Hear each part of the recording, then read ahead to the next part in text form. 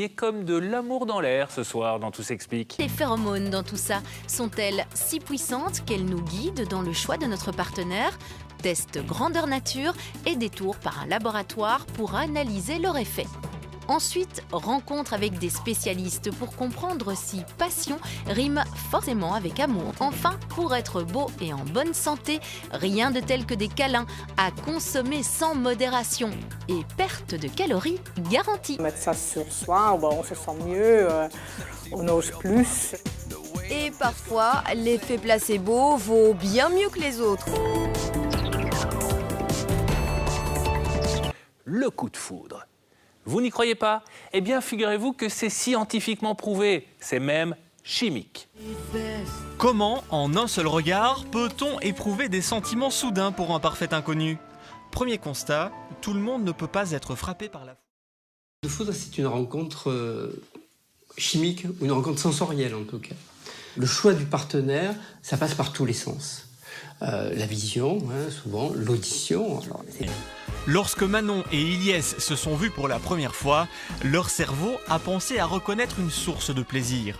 Leur corps a alors sécrété des phéromones, des substances volatiles, véritables signaux d'alerte à destination du partenaire. Les phéromones s'évacuent de notre corps entre autres par les aisselles et vont pénétrer dans le nez de notre interlocuteur pour gagner son cerveau. S'il est sensible à ce message chimique, le coup de foudre opère. Le cerveau est alors envahi par un cocktail explosif d'hormones et de neurotransmetteurs, dont la noradrénaline, qui nous pousse à nous focaliser sur l'autre. Ce qui se passe est assez joli, c'est-à-dire qu'il va y avoir une augmentation de la noradrénaline, ce qui va permettre de se focaliser sur l'être qui provoque le coup de foudre. Le coup de foudre active environ 250 substances, dont 2 hormones qui vont se compléter et se contredire. La sérotonine, hormone chargée de réguler nos émotions, et la dopamine, hormone du plaisir. Vous allez voir que cela a un impact sur notre jugement. Il va y avoir une très forte augmentation de la dopamine, qui va donner une sensation de bien-être, de plaisir qu'on ne veut pas perdre. Et puis il va y avoir un effondrement de la sérotonine. Vous l'aurez compris, le coup de foudre est une histoire de chimie. Quand votre corps est prêt, il peut donc vous tomber dessus à tout moment. C'est-à-dire qu'il n'y a rien qui permet de dire c'est sûr que vous allez avoir un coup de foudre avec cette personne. Parce que alors là, pour le coup, il n'y aurait plus de coup de foudre. Et c'est ça qui fait qu'on n'enlève pas la part de magie. Et pour qu'un coup de foudre se transforme en grand amour, là, c'est à vous de jouer. Même si vous l'avez vu, l'amour, c'est aussi une question de phéromones, cette odeur magique propre à chacun de nous. Mais ces phéromones ont-elles vraiment l'effet qu'on leur prête? Et qu'en est-il des phéromones de synthèse qu'on peut retrouver dans certains parfums censés nous rendre irrésistibles? Pour savoir s'ils tiennent vraiment leurs promesses, l'équipe de Tout s'explique s'est prêtée à un test dont les résultats vont vous étonner.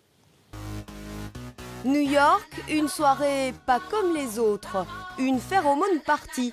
Ces célibataires sont venus chercher l'âme sœur et pour la trouver, ils vont sniffer. Sur les tables, des t-shirts portés pendant 3 nuits. Dans la salle, celui ou celle à qui ils appartiennent. Ça sent comme du désodorisant de voiture. Une pluie d'été. C'est comme une dégustation de vin. Trouver son partenaire grâce à l'odeur, aux États-Unis, le concept fait fureur. Fêlés, ces Américains, pas tant que ça. Les phéromones, c'est une sorte de potion magique de la drague. Je pense que les phéromones sont surtout au début importants. Ça peut attirer quelqu'un, mais après, évidemment, il y a des autres facteurs qui vont jouer un rôle. Donc, à ce moment-là, les odeurs, leurs phéromones sont moins importants. En début de relation, cela peut agir comme un aimant. Ces substances chimiques, plusieurs glandes de notre corps en produisent, à hauteur des aisselles, des organes sexuels et des mamelons chez les femmes. Passons récolter d'autres phéromones. Destination, le Love Shop. Ici, la panoplie coquine vient de s'élargir.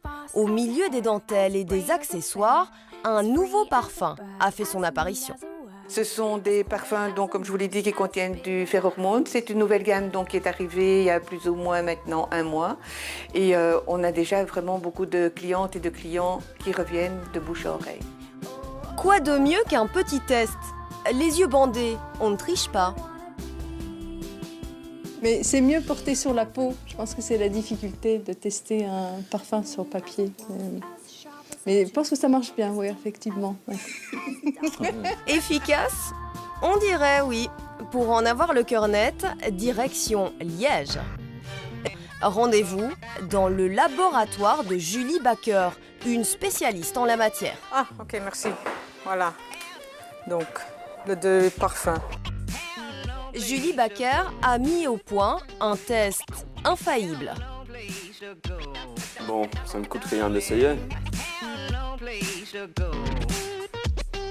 Efficace, on dirait. Bon, on arrête de rire. Le test infaillible, c'est ça, l'olfactomètre.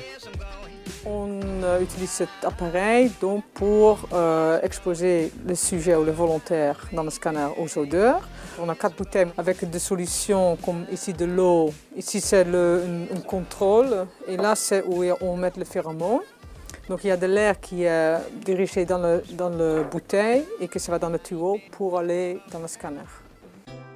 De l'autre côté, dans le scanner, Maïna va respirer des phéromones via ses embouts placés dans ses narines.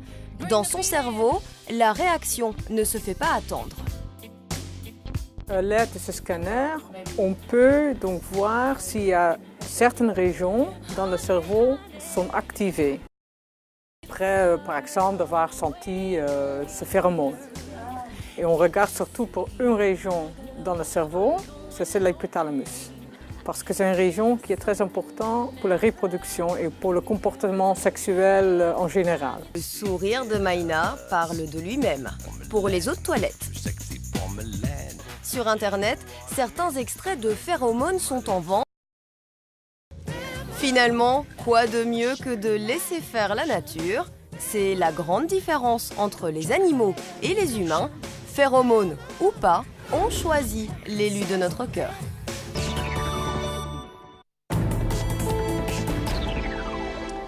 Ah, l'amour, et avec un grand A, s'il vous plaît. On en parle ce soir dans Tout s'explique parce que ce sentiment merveilleux, c'est aussi un peu de la science. Tiens, prenez les câlins par exemple. Vous adorez ça? Vous avez bien raison. Mais saviez-vous que ces corps à corps amoureux sont bénéfiques à plus d'un titre?